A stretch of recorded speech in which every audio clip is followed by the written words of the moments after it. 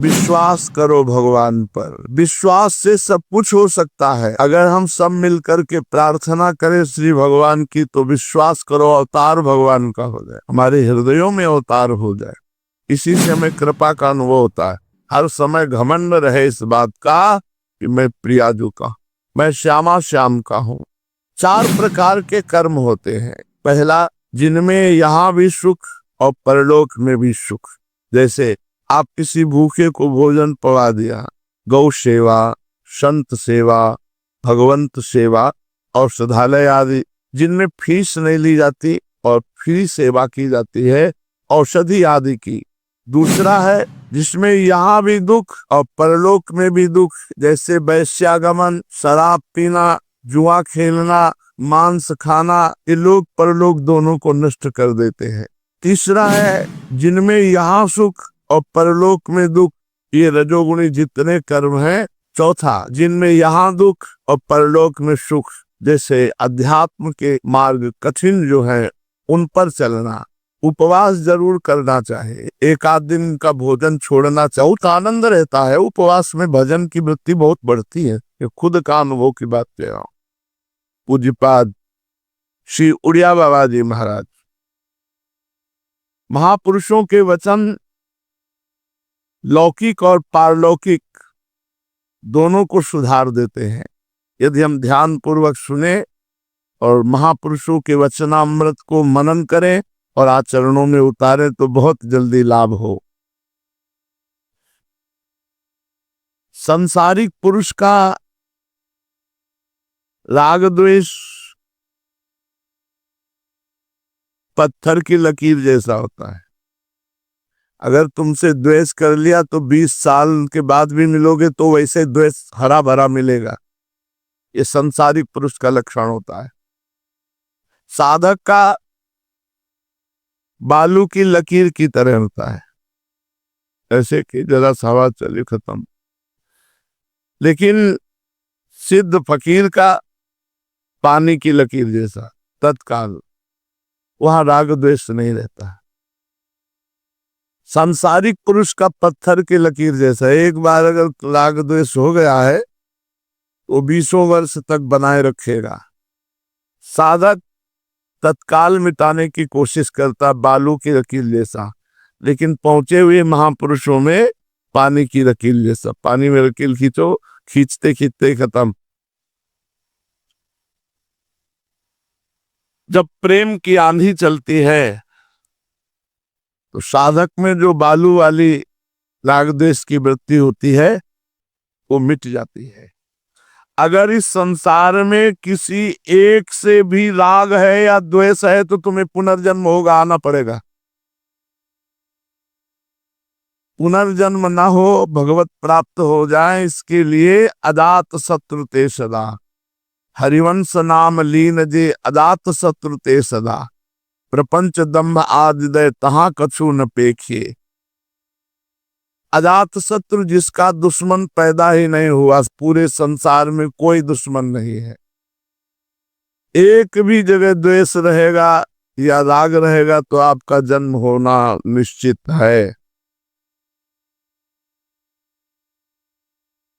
पूज्यपाद श्री राधा बाबा ने देखा कि मेरे हृदय में केवल अंग्रेजों के प्रति द्वेष है और किसी के प्रति नहीं, क्योंकि भारत में आकर बड़ा अत्याचार किया। उस समय बाबा भी जेल गए थे, स्वतंत्रता संग्राम सेनानी के उस रूप में। तो देखा था कि अपने भारतीयों के साथ बहुत गलत व्यवहार करते थे।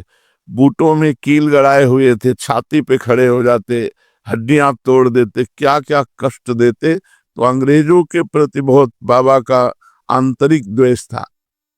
उन्होंने सोचा कि जब द्वेष होगा तो फिर जन्म लेना पड़ेगा, इसलिए इस द्वेष को मिटाया जाए।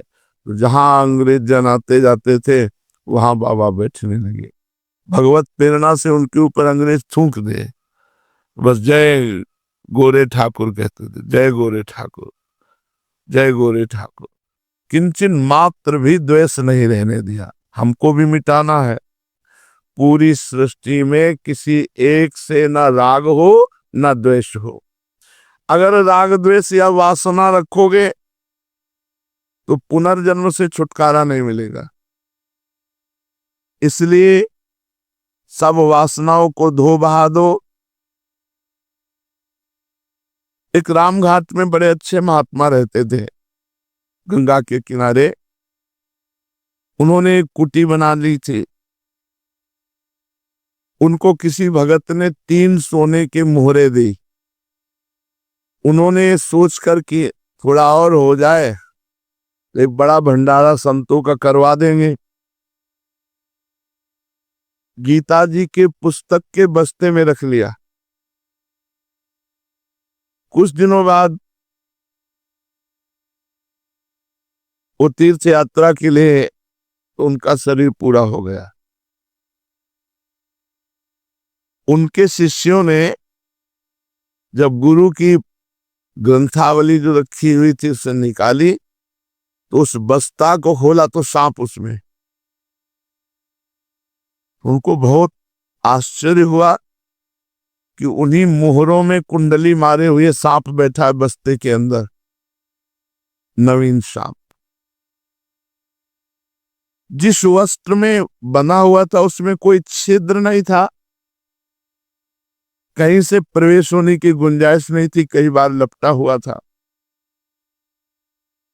तो उन्होंने एक बड़े सिद्ध महात्मा के पास जाकर ये बात कही कि बस्ते में 3 मोहरे, गीता जी, सर्प प्रवेश होने की कोई गुंजाइश नहीं, फिर भी सर्प कुंडली मारे उसमें बैठा। तो उन्होंने बताया तुम्हारे गुरु जी हैं। मरते समय गुरु जी की वृत्ति लग गई थी कि वो 3 मोहरे रखी हैं, हम बता नहीं पाए। शिष्यों से बता देते कि उन 3 मोहरों को बेच करके संत भंडारा कर डालो। 3 मोहरों ने इतने बड़े महात्मा को सर्प योनि में पहुंचा दिया। मरते समय उनकी मोहरों में वृत्ति चली गई, इसलिए उन्हें सर्प का रूप लेकर के आना पड़ा। शिष्यों ने सम्मान पूर्वक सर्प को जंगल में छोड़ दिया और उन मोहरों को बेच करके भंडारा किया। जे ही ऐसा किया ते गुरुदेव अपने स्वरूप को प्राप्त हो गए। इसलिए कोई भी वासना, कोई भी राग द्वेष अगर रखोगे तो पता नहीं किस रूप में आना पड़े। विश्वास करो भगवान पर। विश्वास से सब कुछ हो सकता है, बिना विश्वास के कुछ नहीं होता है। अगर हम सब मिलकर के प्रार्थना करें श्री भगवान की, तो विश्वास करो अवतार भगवान का हो जाए, हमारे हृदयों में अवतार हो जाए, हमारे हृदय में भगवान के प्रति दृढ़ विश्वास हो जाए। विश्वास पूर्वक अगर हम प्रार्थना करें तो तत्काल सुनी जाती है। जैसे धन और शरीर के घमंड होते हैं तो ये बड़े फंसाने वाले, पतन करने वाले होते हैं।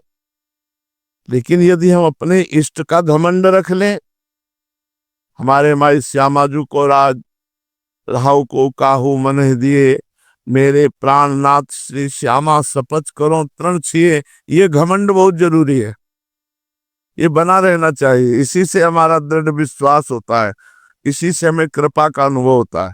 हर समय घमंड रहे इस बात का कि मैं प्रियाजू का हूं, मैं श्यामा श्याम का हूं।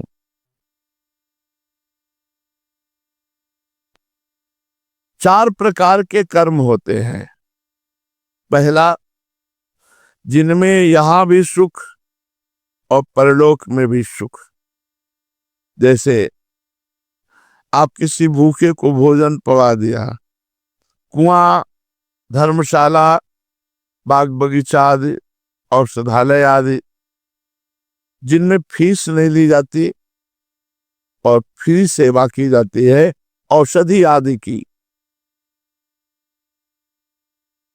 ये सब ऐसे कर्म हैं जो यहां भी सुख देंगे और परलोक में भी सुख देंगे। प्याऊ खोलना, औषधालय खोलना, गौ सेवा, संत सेवा, भगवंत सेवा, ये पहला कर्म है जो यहां भी सुख देता है और परलोक में भी सुख देता है। दूसरा है जिसमें यहां भी दुख और परलोक में भी दुख, जैसे वैश्यागमन, शराब पीना, जुआ खेलना, मांस खाना, ये सब ये लोक परलोक दोनों को नष्ट कर देते हैं। जो लोक में भी दुख और परलोक में भी दुख, ये पाप कर्म है, कभी नहीं, भूल के भी नहीं होना चाहिए। तीसरा है जिनमें यहां सुख और परलोक में दुख, ये रजोगुणी जितने कर्म हैं यहां सुखद दिखाई देते हैं लेकिन परलोक में भयानक दुख देते हैं। चौथा, जिनमें यहां दुख और परलोक में सुख, ये जैसे अध्यात्म के मार्ग कठिन जो है उन पर चलना, आधी रात में ही उठ गए, नहा धो करके भजन कर रहे, सत्संग सुन रहे, अपनी दिनचर्या कर रहे हैं, बड़ा आश्चर्य लगता है, इतनी ठंडी है और लोग, छोटे छोटे बच्चे, बच्चियां, माताएं, बहनें ऐसे उल्लसित होकर खड़े हैं कि तनिक भी ऐसा नहीं लग रहा कि इनको दुख है, और घंटों खड़े रहना पड़ता है, पता नहीं कहाँ से आए हों, कब पहुंचे हों, और कोई चाय नाश्ता भी नहीं है, और खड़े हैं और केवल इसके लिए खड़े कि वैसे ऐसे निकल गए। ये है प्रबल श्रद्धा, प्रबल विश्वास, और इसी से हमारे हृदय में भगवदानंद का प्रादुर्भाव होता है। तो कर्म किए बिना कोई रह नहीं सकता, कर्म सबको करना होता है, लेकिन सोच समझ कर कीजिए, जिसमें यहां भी सुख मिले और परलोक में सुख मिले।